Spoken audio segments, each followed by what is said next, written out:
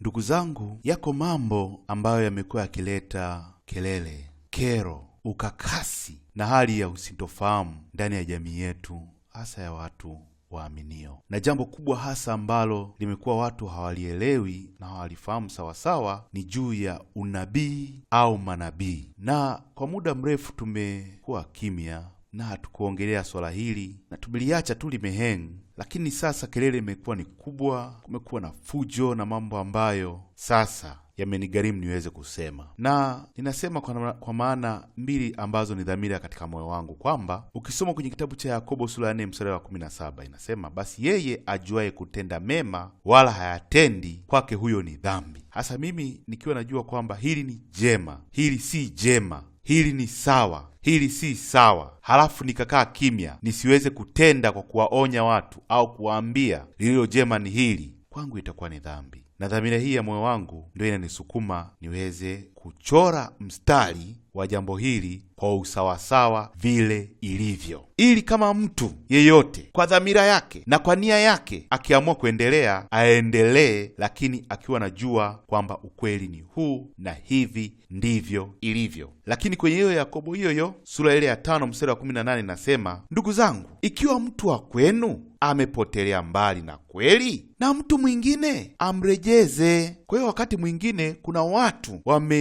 wamejichomeka kwenye huduma ya unabii na kujiingiza kwenye unabii na kuanza kutolea watu nabii mbalimbali, lakini hawajui kweli katika nabii hizo, wala hawajui maana ya nabii hizo. Wakati mwingine wanafanya kitu wasichokijua. Kwa hiyo ni sharti au ni wajibu kuweza kurudi na kuweza kunyoosha na kuweza kuwarejesha wale ambao wanapotea na kuambia, jamani, rudini, njia iko huku, na wote kwa upendo na wote kwa amani tuendelee kumtumikia Bwana kwa furaha. Watu hawajui sana huduma hii ya unabii, na laiti mtu angejua kwamba huduma ya unabii ni huduma ya namna gani, asingethubutu hata kuinua ulimi wake na kusema mimi ni nabii, mimi ni nabii, kama asipojua unabii maana yake nini. Hebu ona maneno haya. Nabii ni mtu ambaye Mungu anaweka maneno yake kinywani mwake ili aweze kuyatoa kwa watu. Huyo ndio nabii. Kumbukumbu la Torati sura ile ya 18 mstari wa 18 nasema hivi, mimi nitawaondokeshea nabii miongoni mwa ndugu zao mfano wako wewe, nami nitatia maneno yangu kinywani mwake, naye atawaambia yote nitakayomwamuru. Ina maana Mungu anatia maneno yake ndani ya kinywa cha nabii, halafu nabii anatoa. Kwa hiyo unapojiita nabii au unaposema mimi nabii, ujue ni kwamba Mwenyezi Mungu mtakatifu wa kweli aketie mahali pa juu ndiye anayaweka maneno yake kwako kwenye kinywa chako ili uweze kuyatoa. Hebu ona sasa jambo hili la kutisha mno. Kwenye hiyo Kumbukumbu la Torati sura ile ya 18 mstari wa 20 nasema hivi, lakini nabii atakayenena neno kwa kujikinai kwa jina langu, ambalo sikumwagiza kulinena, atakayenena katika jina la miungu mingine, nabii yule atakufa. Narudia tena, lakini nabii atakayenena neno kwa kujikinai kwa jina langu, yaani Mungu anasema yule nabii atakayeropoka, nitumie neno hilo, kuropoka, au atakayesema maneno akisema Mungu wa majeshi asema hivi au Bwana anasema hivi, ambalo Mungu hakumwagiza, ameropoka tu mwenyewe, au ananena kwa sababu ya miungu mingine, au kufurahisha nafsi yake, au kufurahisha watu, au kufurahisha kundi la watu, Mungu anasema nabii huyo atakufa. Sasa nifafanue hilo neno kufa. Kwenye Biblia kuna kufa kiroho, lakini pia kuna kufa kimwili, na tafsiri kubwa ya kwanza ya kifo cha kibiblia ni kifo cha kiroho. Kwa hiyo ina maana kwamba nabii atakayeropoka, atakayesema neno ambalo Mungu hakumtuma, automatiki amekufa. Anaweza kuwa anatembea, anaweza kuwa anaongea, anaweza kuwa anahubiri, anaweza kuwa mdogo au anaweza kuwa ni mkubwa, lakini amekwisha kufa siku nyingi. Anaongea tu, lakini hakuna ambacho kinaendelea ndani mwake, hakuna ambacho anakinena ndani mwake, kwa sababu tayari amekwisha kufa. Kama watu wangalijua umuhimu na uzito wa kujiita manabii kwa neno hili, mtu asingethubutu wala asingediriki kuweza kufungua kinywa chake na kuweza kujiita nabii kwa msingi ama wa kujipatia mapato au wa kuwadhulumu watu au kuwadanganya watu. Ni jambo baya mno. Na neno la Mungu nasema kwenye hicho kitabu cha Kumbukumbu la Torati sura 18 mstari 22, atakaponena nabii kwa jina la Bwana, lisifuate jambo lile wala kutimia, hilo ndiyo neno asilolinena Bwana. Kwa kujikinai amelinena hayo nabii, msimwogope. anasema kwamba mtu atakayenena neno lolote na neno hilo lisitimie, nabii huyo ni feki, nabii huyo hafai, wala usimwogope kwa sababu sio nabii. Unaweza kusema naogopa kumsema, labda ni nabii, labda nitapata kitu kibaya. Hapana, sio nabii. Neno la Mungu nasema usimwogope. Naomba niweke huo mstari vizuri sana. Sasa niseme msingi huu ufuatao. Kimsingi, kila siku, asubuhi, mchana na jioni, tokea kuumbwa kwa dunia hadi maisha ya saa hii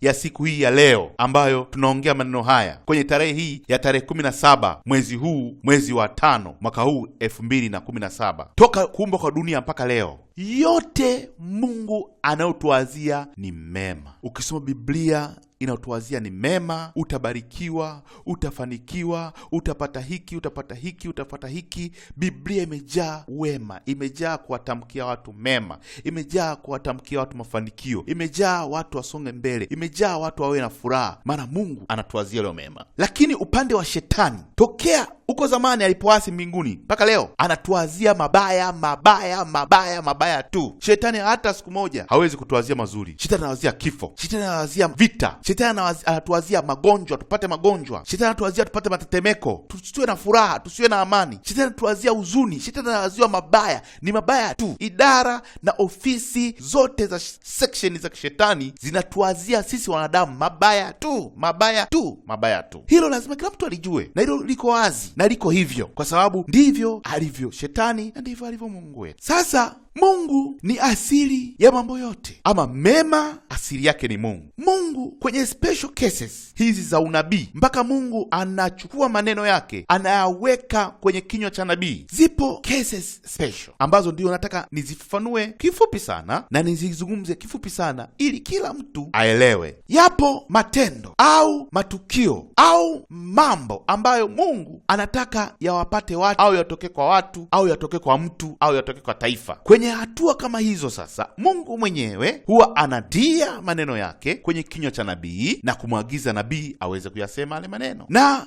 maneno ya unabii, maneno yoyote ya unabii lazima yatimie. Lazima unabii unaotamkwa uwe una kitu kinachoitwa utimilifu. Utimilifu maana yake utimilifu wa unabii. Tunapozungumzia kuhusu utimilifu wa unabii na unapowaza kuhusu unabii na nabii, unabii wowote unaotolewa una mambo makubwa matatu. Cha kwanza ni maelezo ya ule unabii. Narudia tena, unabii wowote unajengwa na mambo matatu. Cha kwanza ni unabii wenyewe na maelezo yake. Cha pili ni yule au watu wale au eneo lile ambalo limekusudiwa unabii huo, ambao ni point ya ile prophecy. Unaenda wapi? Unaelekezwa kwa nani? Unaelekezwa sehemu gani? Na cha tatu ni muda au time frame, lazima iwepo. Unabii usio na vitu hivyo vitatu sio unabii, sio unabii. Hebu tuone mfano wa mambo machache ambayo yanajenga hiyo dhana nzima ya vitu vitatu katika unabii. Tuone mifano ya nabii chache ambazo walitamkia watu kwenye Biblia, halafu tutajenga msingi huo ili kila mtu afahamu. Sasa kuanzia leo, ukisoma unabii aliopewa Abrahamu kwa Sara mke wake kwenye Mwanzo sura ya 18 mstari wa 10, wale wageni wa Abrahamu walimwambia, hakika nitarudi wakati huu mwakani, na tazama Sara mkeo atapata mwana wa kiume. Sara akasikia mlangoni pa hema iliyokuwepo nyuma yake. Unaona, wageni hawa walimwambia Abrahamu, tazama, mwakani, wakati kama huu, mwakani, saa kama hii, mwakani, tarehe ya leo, mwakani, Sara mkeo atakuwa na mwana wa kiume. Majira kama haya, andika tarehe ya leo, andika muda wa leo, andika maongezi ya leo, mwakani. Sasa Sara huyu ambaye Sara ni mtu mzima, ana miaka zaidi ya 90. Sara huyu ameshakoma zile taratibu za mwanamke za kuwa na siku zake, maana kwenye zile siku zile ndio mtu anaweza kupata ujauzito, hazipo tena na watu wameshakuwa wazee tayari. Lakini sasa ni unabii unakuja kwamba saa kama hii mwakani huyu Sara mkeo. Sasa hapo unaona kwamba cha kwanza kuna unabii kwamba kuna mtu anatakiwa kuwa mjamzito, huo ni unabii. Cha pili umeelekezwa kwa nani? Kwa familia ya Abrahamu pamoja na Sara. Na cha tatu kuna time frame kwamba muda kama huu, mwakani, muda kama huu. Lakini sasa hivi utakuta sasa manabii wanawatabiria watu, utakuwa na mtoto, utazaa. Kumuuliza lini utimilifu wa huu nabii, lini utatimia, mpaka lini? Hasemi, anasema tu nakutabiria utakuwa na mtoto, nakutabiria utakuwa mjamzito, nakutabiria utapata hiki na hiki. Anatabiri tu, lakini hana time frame. Hakuna unabii wa hivyo, kwa sababu utakuwa na unabii wa maisha. Sasa huo sio unabii, huo ni kutiana moyo. Hivyo ni kwamba mtumishi wa Mungu anakutia moyo kwamba utazaa. Amen. anakutia moyo utapata fedha, anakutia moyo utapata mradi, anakutia moyo. Hivyo ni mtumishi wa Mungu au mchungaji anamtia moyo mshirika, ni kawaida. Lakini hiyo huwezi kuita unabii, hiyo huwezi kuita nabii. Hilo ni neno la Mungu na ndio linavyosema, na lazima tuwatie moyo watu lazima tuliongee na kanisa, lazima tuinue mioyo ya kanisa, lazima tuambie watafanikiwa, lazima tuwatie moyo, tuambie kwamba mtapata hiki, lazima tuwaambie hivyo. Lakini hiyo hatuwezi kuita unabii, hilo ni neno la Mungu. Lakini inapokuja kwenye specific ukaita wewe kwamba hili linalosema ni unabii, basi liwekee muda. Mwambie mtu baada ya miaka 2 utakuwa na mtoto wa kike, basi aandike kwenye tarehe ya nyumbani kwake, baada ya miaka 2 nabii fulani kaniambia kwamba itakuwa ni hivi, halafu anatunza ule muda ili eleweke. Unakumbuka Musa, ukisoma kwenye kitabu cha Kutoka sura ya 12, Bwana Musa anawaagiza wana wa Israeli, anawaambia mtachinja kondoo, halafu damu ya kondoo mtaipaka kwenye milango, kwa maana usiku atapita malaika wa Mungu, naye asipoona damu kwenye muhimu wa mlango ataingia ndani na kuua mzaliwa wa kwanza. Atapita, unaona, usiku. Time frame ni kwamba atapita usiku. Kwa hiyo ina maana damu hiyo muiweke leo, asiyeweka leo shauri yake kwa baada ya usiku. Kuna time frame hapo, na kwamba jambo hilo likaja likatokea. Kwa hiyo lazima unapotoa unabii, unapotoa maelekezo ya Mungu, unapotoa neno ambalo Mungu amekupa, lazima liwe na time frame. Ukisoma kitabu cha Yona sura ile ya 3 na mstari wa 4, Yona alitumwa na Mungu kwenda kuhubiri katika nchi ya Ninawi, lakini akajaribu kutoroka, akapiga chenga, kuna dhoruba likamkuta, samaki mwisho akammeza, akaja akamtema kwenye pwani ya Ninawi. Yona akaingia katika Ninawi, akaanza kuhubiri huku akitoa unabii. Akasema Yona akaanza ukisoma kwenye kitabu cha Yona sura ya 3 mstari wa 4, nasema Yona akaanza kuingia mji mwendo wa siku moja, akapaza sauti yake akasema, baada ya siku 40 Ninawi itaangamia. Unaona, huu ni unabii wa mabaya yaipate nchi ya Ninawi. Na kwa nini nchi ya Ninawi ilikuwa target mabaya yaipate, maangamivu yaipate? Ni kwa sababu ya dhambi zao. Maana Mungu alisema dhambi yao imekuwa nyingi, dhambi yao imekuwa tele. Kwa hiyo kama dhambi yao imekuwa tele kwa namna hii, ndani natoa muda wa siku 40. Kama mabwana hawa dhambi yao hawataiacha, basi nitawamaliza. Natoa muda fulani, natoa. Mungu anatoa muda. Hata Sodoma na Gomora ukisoma, walipewa muda kwamba jamani, tubuni, na hapa muda, kipande hiki cha muda muwe mmetubu, msipotubu mtaangamia. Na watu kweli waninayo wakasema si mchezo, jambo hili sio mchezo, lazima tujizatiti hapa, la sivyo tutaangamia. Kwa hiyo ndani ya zile siku 40, wanaume, watoto, wanawake na wanyama wao pamoja na mfalme walifunga, wakaomba, wakavaa magunia ndani ya siku 40 ili mabaya yasiwapate. Na kweli Mungu alikairi hasira yake, lakini walipewa muda. Hasa angesema tu Ninawi itaangamia bila kuwapa muda watu, iko awkward. Hakuna unabii ambao hauna muda. Hebu ona majibizano, maelezo ya utimilifu wa unabii kama ilivyothibitishwa na nabii mmoja baada ya nabii mwingine kuweza kutamka. Kuna unabii ulitolewa na Yeremia. Nabii Yeremia alitoa unabii. Yeremia kipindi chake kaisha, kapita, akaingia nabii mwingine aitwa Danieli, akawa anahesabu. Alipoanza kuhesabu siku, akagundua maneno yale yaliyotamkwa na nabii Yeremia, sasa huu ni muda wake wa kutimia. Hebu ona kwenye kitabu cha Danieli sura ya 9 na mstari wa 2, nasema hivi. Danieli sura ya 9 na mstari wa 2, katika mwaka wa kwanza wa kumiliki kwake, mimi Danieli kwa kuvisoma vitabu nilifahamu hesabu ya miaka ambayo neno la Bwana lilimjia Yeremia nabii na kutimiza ukiwa wa Yerusalemu, yani miaka 70. Aliposoma vitabu, Danieli akagundua kuna unabii ulitolewa kwamba tutakuwa wakiwa, lakini tutakuwa wakiwa kwa miaka 70 tu, ndio unabii ulivyosema. Lakini hebu tuone unabii uko wapi. Uko kwenye kitabu cha Yeremia sura ya 9 na mstari wa 11, inasema hivi, na nchi hii yote pia itakuwa ukiwa. Na kitu cha kushangaza, nao mataifa haya watamtumikia mfalme wa Babeli miaka 70. Itakuwa miaka hiyo 70 itakapotimia, nitamwadhibu mfalme wa Babeli na taifa lile, asema Bwana, kwa sababu ya uovu wao, nayo nchi ya Kadayo pia nami nitaifanya kuwa ukiwa wa milele. Yeremia alisema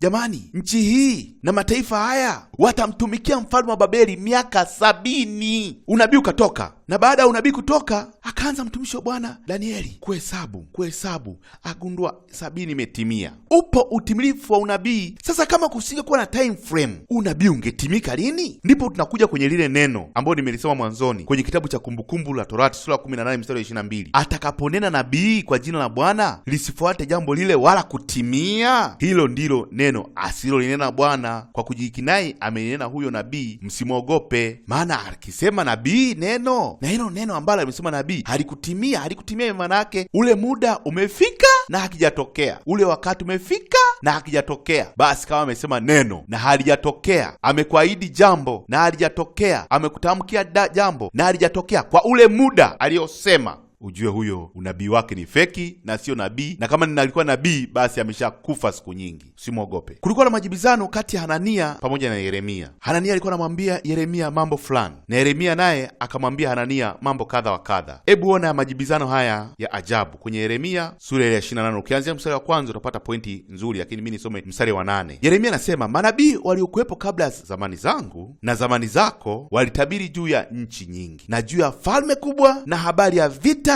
na mabaya na tauni. Naona Yeremia anasema au manabii wa nyuma walitabiri kweli kweli. Walitabiri kuhusu tauni, walitabiri kuhusu mabaya ipate nchi, walitabiri kuhusu vita, na walitoa time frame. Lakini hapa nabii Yeremia anaongelea sasa kwa ile uwema na uzuri na mamlaka na upya wa unabii, kwamba nabii atabirie habari za amani. Neno la nabii yule litakapotokea, ndipo nabii yule atakapojulikana kuwa Bwana amemtuma kweli kweli. Nabii atabirie habari za amani, na nabii yule na neno lile litakapotokea, ndipo yule nabii atakapojulikana kuwa Bwana amemtuma kweli kweli. Ametabiri amani, na baada ya muda ule aliyosema neno limetokea, ndipo unajua huyu kweli ametumwa na Bwana. Hanania aliposikia hivyo, mstari wa 10 inasema, ndipo Hanania akaitoa hiyo nira iliyokuwa juu ya shingo ya Yeremia akaivunja. Naye Hanania akanena mbele za watu akasema, Bwana asema hivi, hivyo ndivyo nitakavyoivunja nira ya Nebukadneza mfalme wa Babeli kabla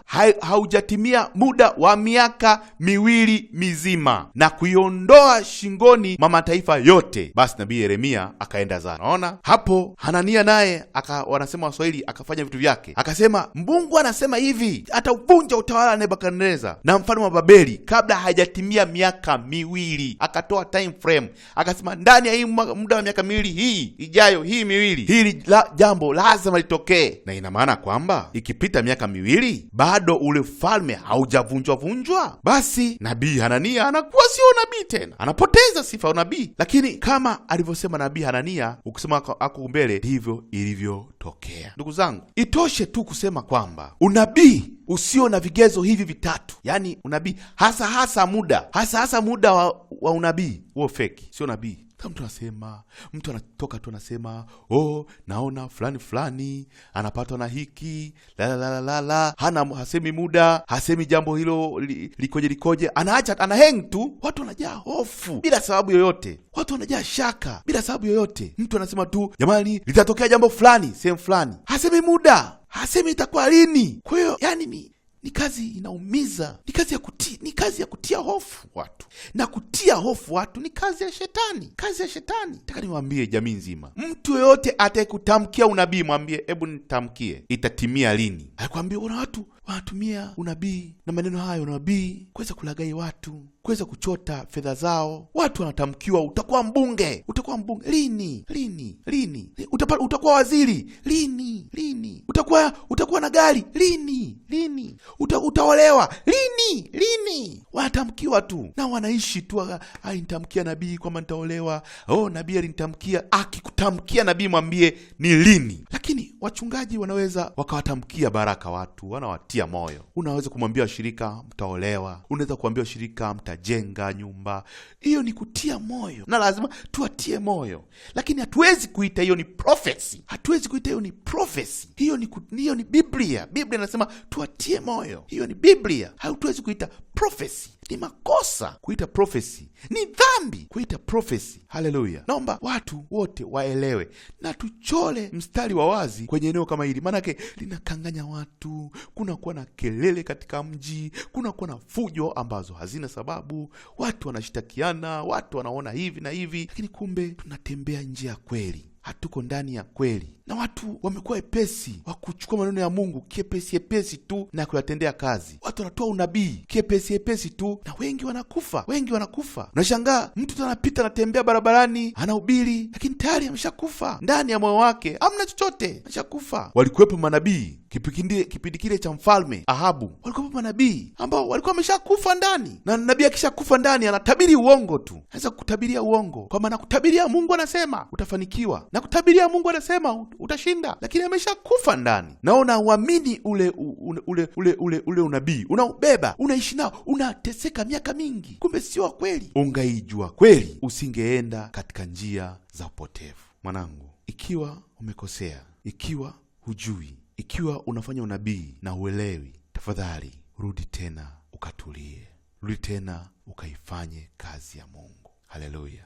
Tunao manabii wazuri ambao Mungu ameweka kweli maneno kwenye vinywa vyao, na wanatenda kazi ya unabii. Na kimsingi nabii, huwezi kumkuta nabii ana kanisa labda unamkuta nabii ana kanisa, kwa hiyo anawatabia watu wa kanisani kwake tu mwenyewe. Ina maana Mungu amemtuma huyo nabii kwa watu wa kanisani kwake. Ni vituko. Hakuna kitu kama hicho. Nabii ni mtu huru. Nabii anatabiria kila mtu. Nabii hawezi kuchukua mapato ambayo sio haki. Nabii ni cheo kikubwa sana, watu wasikichezee. Lakini tunamshukuru Mungu wa ajabu, yupo nabii wa kweli na wa wazi ambaye tunaye kwenye agano hili jipya, na si mwingine ni Roho Mtakatifu. Roho Mtakatifu ni nabii wa haki. Roho Mtakatifu ni nabii wa kweli. Roho Mtakatifu ni nabii wa wazi, na yuko nasi masaa yote, na yeye ana uwezo wa kuchambua mafumbo na maelekezo ya Mungu. Wala upasi kuwa na wasiwasi, kwa sababu Roho Mtakatifu yuko kazini, na ndiye nabii wa kweli. Mungu awabariki. Amen.